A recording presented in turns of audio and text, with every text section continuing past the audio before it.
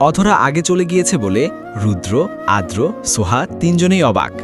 তবে এই নিয়ে আর কোনো কথা হলো না খাবার টেবিলে। খাবার খেয়ে যে যার যার মতো চলে গেল। সোহা কলেজে এসে আগে অধরার ক্লাসের দিকেই গেল। সেখানেই অধরাকে দেখতে পেল। সোহা হাই তুলে অধরাকে ডাকল। অধরা বাহিরে আসতেই সোহা জিজ্ঞাসা করল, আপু আজ একা একাই চলে এলে, আমাকে একটাবার বললেও না? অধরা হেয়ালি করে বলল, আরে একটা কাজ ছিল তাই চলে এসেছি। ওহ, কি কাজ? ও তোর শুনতে হবে না, ক্লাসে যা। যাচ্ছি, আর যাওয়ার সময় দাঁড়িয়েও কিন্তু সকালের মতো চলে যেও না প্লিজ। ঠিক আছে, এখন ক্লাসে যা। সোহা চলে যেতেই অধরা যেই ক্লাসের দিকে যাবে ঠিক সেই সময় সামনে এসে দাঁড়ালো রাকিব, সাথে ওর বন্ধু আলামিন। সেদিন রুদ্রের হুমকির পরে রাকিব আর অধরার সামনে আসেনি। নিজেকে অধরার থেকে দূরে রাখতে চাচ্ছে, কিন্তু কোনো মতেই পারছে না। এমনকি আজকে দূর থেকে অধরাকে দেখে সামনে না এসে থাকতে পারছিল না। শুরুতে অধরা রাকিবকে দেখেও কিছু বলল না। রাকিবই বলল, অধরা তোমার সাথে কিছু কথা বলতে চাই, বেশি না, জাস্ট 10 মিনিটস সময় আমাকে দিবে? অধরা ক্লাসের দিকে এক নজর তাকিয়ে রাকিব কি বলল, ক্লাস শুরু হতে 5 মিনিট বাকি আছে, ছুটির পরে বলি। রাকিব অধরার থেকে সম্মতি পেয়ে খুশি হয়ে বলল, ঠিক আছে, আমি ওয়েট করব, এখন ক্লাসে যাও তুমি। রাকিব আলামিনকে সাথে নিয়ে চলে গেল। অধরা হাফ সেরে ক্লাসে ঢুকল। আবার কলেজ ছুটির ঘণ্টাখানিক আগে অধরা ড্রাইভারকে কল দিয়ে তাকে ছুটির আগেই আসতে বলল। দুপুরবেলা রুদ্র অফিস থেকে বেরিয়ে গেল, চলে এলো অধরার কলেজে। সকাল থেকে অধরাকে দেখতে পাচ্ছে না। এরপরে কতবার মেসেজ দিয়েছে, কিন্তু কোনো রিপ্লাই নেই। হয়তো ক্লাসে ছিল, তবুও রুদ্রের মনে কেমন একটা খুঁতখুত লাগছিল। অতঃপর ওকে নিতে চলে এলো ওর কলেজে। অনেকক্ষণ দাঁড়িয়ে রইল বাহিরে গেটের সামনে। অধরা, সোহা কাউকেই দেখতে পাচ্ছে না। অতঃপর অধরাকে কল দিল, কিন্তু ফোনটা সুইচ অফ বলছে। রুদ্র রাগে দাঁত চেপে সোহাকে কল দিল। সোহা আবার সাথে সাথেই কল রিসিভ করল। রুদ্র রাগী কণ্ঠে বলল, এই তোরা কই রে? আমরা তো বাড়িতে যাচ্ছি। কিসে করে যাচ্ছিস? ড্রাইভার এসেছিল, ড্রাইভারকে আসতেকেই বলেছে। তোরা জানিস না আমি আসি প্রতিদিন? জানি তো। অধরা কই? পাশেই আছে। ওকে ফোনটা দে। সোহা অধরার কাছে ফোনটা দিল।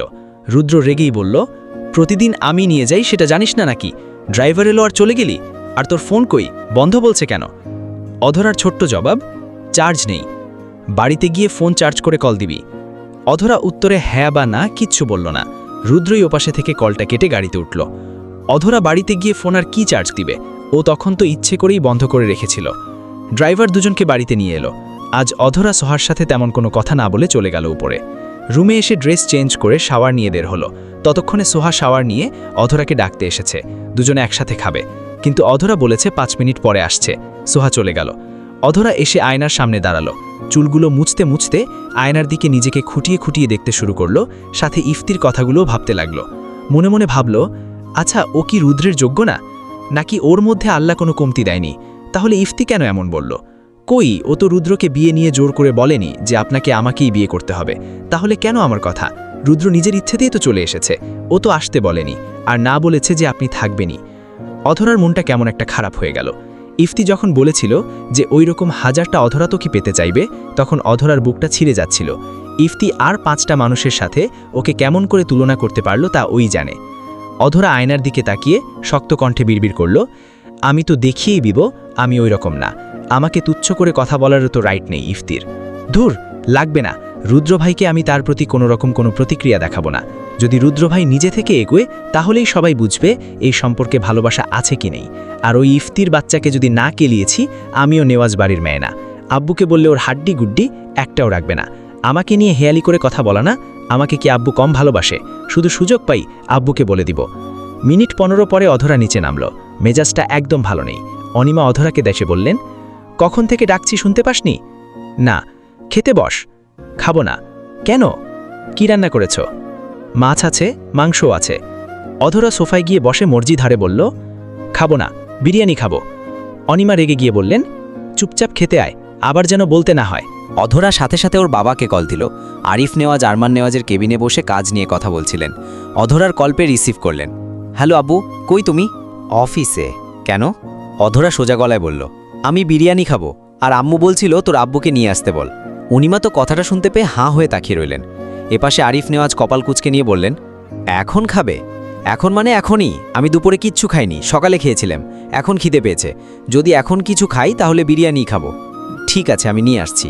আচ্ছা, তাড়াতাড়ি এসো। আরিফ নেওয়াজ কল কেটে দিয়ে উঠে দাঁড়ালেন আর বললেন, আমি একটু বাড়ি থেকে আসছি। রুদ্র জিজ্ঞাসা করল, কিছু হয়েছে নাকি?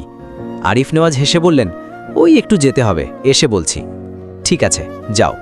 আরিফ নেওয়াজ চলে যেতেই আরমান নেওয়াজ হেসে হেসে বললেন, ও চলে গেল, অধরা হয়তো ওকে কিছু নিয়ে যেতে বলেছে। রুদ্র ভাবুক গলায় বললেন, অফিস টাইমেও মেয়ের প্রতি এত কেয়ার? আরমান নেওয়াজ শ্বাস ছেড়ে বললেন, তুমি তো মাত্র 4-5 দিন হলো অফিসে ঢুকেছ, তাই এমন বলছো। আসলে আরিফ মেয়েকে কতটা বললে কমই হবে, কতটা না নিজের জীবন দিয়েই বেশি ভালোবাসে। ওদের ভালোবাসা দেখে আমার এক এক সময় আফসোসই লাগে, এই ভেবে যে অধরা আমাদের ঘরে কেন হলো না।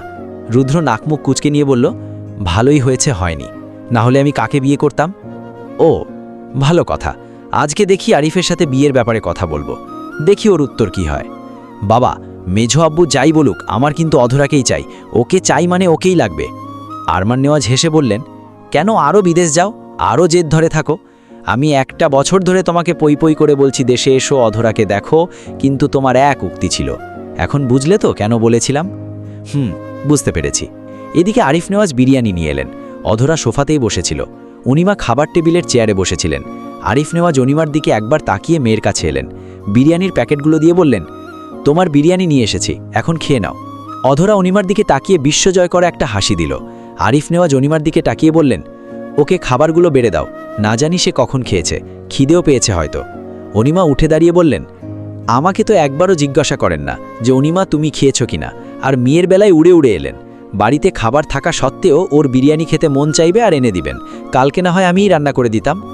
আরিফ নেওয়াজ অবাক কণ্ঠে বললেন, তুমি এক মুখে কয় কথা বলছো? তুমি না অধরাকে বলেছ তোর আব্বুকে বল বিরিয়ানি নিয়ে আসতে, আর এখন পোল্টি নিচ্ছ? অনিমা কথা বাড়ালেন না, চুপচাপ অধরাকে খাবার বেড়ে দিলেন। এই পর্যন্ত আরিফ নেওয়াজের সাথে কথায় পেরে ওঠেননি, আর আজও পেরে উঠতে চান না। আরিফ নেওয়াজ সোফায় বসলেন আর অনিমাকে কফি বানিয়ে দিতে বললেন, কফি খেয়েই চলে যাবেন। অধরা আবার সোহাকেও ডাকল, কিন্তু সোহা খেলো না, একটু আগেই খেয়ে নিয়েছে, বলল পরে খাবে, তাই অনিমা ওর জন্য বিরিয়ানি রেখে দিলেন। অনিমা অধরাকে খেতে দিয়ে আরিফ নেওয়াজের জন্য কফি বানিয়ে নিয়ে এলেন। আরিফ নেওয়াজ কফিটা নিতে গিয়ে অনিমার মুখের দিকে তাকালেন। অনিমা রাগে গটগট করে চলে গেলেন। আরিফ নেওয়াজ সেদিকে তাকিয়ে হাসতে হাসতে কফিতে চুমুক দিলেন। অনিমার এই রাগ কতই দেখে এলেন, এ আর নতুন কি, মাও যেমন রাগী তার মেয়েও তেমন। অধরা আবার ওর মায়ের রাগের মধ্যে ঘি ঢেলে দিতে হেসে বলল, আম্মু বিরিয়ানি খাবে? অনিমা শুধু তাকিয়েই রইলেন।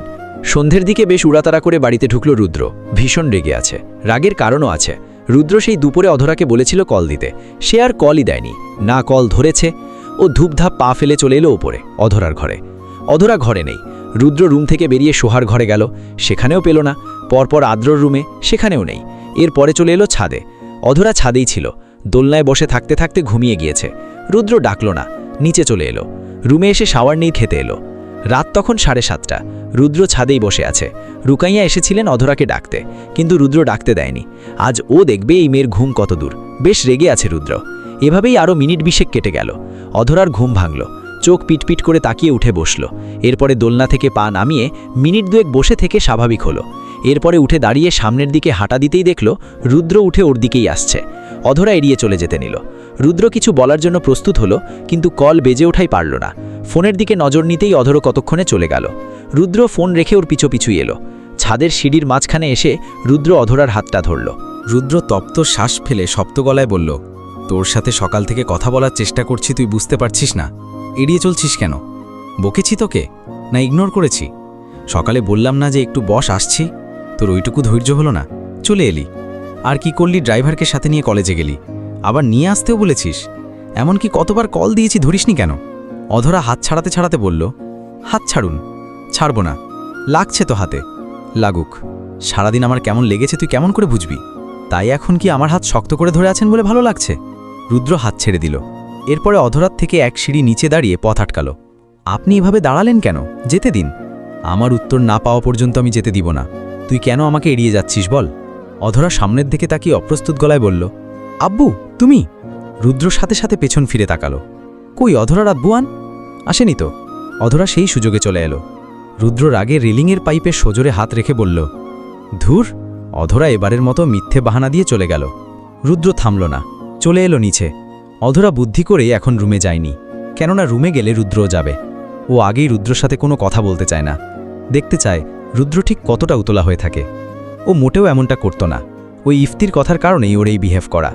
তাই বলে যে কষ্ট পাচ্ছে না এমন না, ভিতরে ভিতরে ঠিকই রুদ্রকে যাচ্ছে। অধরা ড্রয়িং রুমে এসে সোফায় শুয়ে শুয়ে টিভি দেখছে। ফোনটা আবার বুকের উপরে রাখা। পাশে রুকাইয়া বসে রুমালে সুই সুতো দিয়ে ফুল তুলছেন। আর কেউ ড্রয়িং রুমে নেই। অধরার বুকের উপর থাকা ফোনটা টুং করে শব্দ হলো। হাতে নিয়ে দেখল জুই মেসেজ দিয়েছে। অধরা, কি করছিস? কিছু না, তুই? বসে আছি। আচ্ছা শোন না, বল, আজ রাকিব নানি তোর সাথে কথা বলতে চেয়েছিল, তুই নাকি আগেই চলে এসেছিস।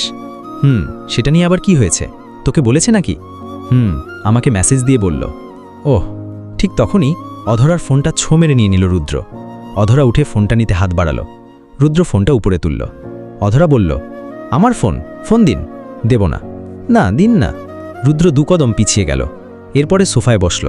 অধরা রুকাইয়ার কাছে এসে বলল, বড় আম্মু, তোমার ছেলেকে ফোনটা দিতে বলো। রুকাইয়া রুদ্রের দিকে তাকিয়ে বলল, রুদ্র, ফোনটা দিয়ে দে। রুদ্রের কোনো উত্তর নেই। ও রয়েস হয়ে বসে অধরার ফোনটা স্ক্রল করতে শুরু করল। অধরা আবারও নিতে গেলে রুদ্র শক্ত গলায় বলল, যদি আরেকবার ফোনটা দিতে চাস তাহলে একটা আছাড় দিয়ে ভেঙে ফেলব, চুপচাপ বস।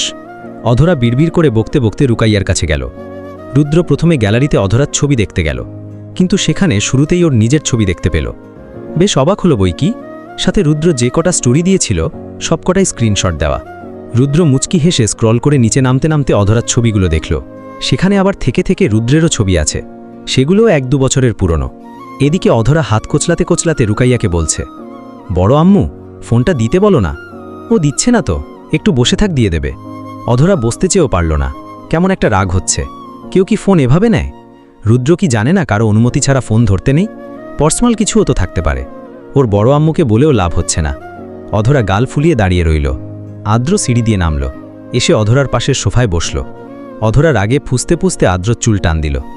আদ্র মাথায় হাত দিয়ে বলল, উফ, তোকে কি ভূতে ধরে নাকি রে? এভাবে সময় অসময় মারিস কেন? রুদ্রের সেদিকে কোনো ভ্রুক্ষেপ নেই, যেন ও আশেপাশে কি হচ্ছে শুনতেই পাচ্ছে না। রুকাইয়া মুখ টিপে হাসছেন। আদ্র উঠে দাঁড়িয়ে অধরা চুলটান দিয়ে বসল। রুকাইয়া উঠে চলে যেতে যেতে বললেন, আল্লাহ, এদেরকে নিয়ে কি করব? পাগলা গাড়াতেও এদের দুটোকে রাখবে না। আদ্র অধরার দিকে তাকিয়ে বলল, কি হয়েছে রে? ভাইয়া আমার ফোন নিয়েছে, ফোনটা দিতে বলো। রুদ্র আদ্রের দিকে তাকালো। ওর হাতে অধরা ফোন দেখেও ফিচেল হেসে দিল। অতঃপর হেসে হেসে অধরাকে বলল, ফোন নিয়েছে, দিয়ে দেবে, বস। অধরা হতবাক, রাগে দুঃখে সোফা থেকে কুশন নিয়ে আদ্রকে মারতে শুরু করল। আদ্র আরেকটা কুশন নিয়ে অধরাকে মারতে শুরু করল। রুদ্র সেদিকে এক পলক দেখে ফোনে মনোযোগ দিল। মেসেঞ্জারে হোয়াটসঅ্যাপে খুঁজে খুঁজে তেমন কিছুই পেল না। এরপরে উঠে দাঁড়ালো। অধরার কাছে এসে ফোনটা এগিয়ে দিয়ে বলল, এই যে তোর ফোনটা নে। অধরা ছো মেরে ফোনটা নিয়ে সিঁড়ির দিকে যেতে যেতে বলল, কারো ফোন অনুমতি ছাড়া নিতে হয় না, এটা মনে হয় জানা নেই। পার্সোনাল কিছুও তো থাকতে পারে, একটুও ম্যানার্স শেখেনি। আবার নাকি উচ্চশিক্ষার জন্য বিদেশ গিয়েছিল। গলা উঁচি আদ্র বলল, শেখেনি যখন তাহলে তুই শিখিয়ে পড়িয়ে নিবি। ঝাড়ি মেরে অধরা বলল, তোমার ভাই তুমি শেখাও।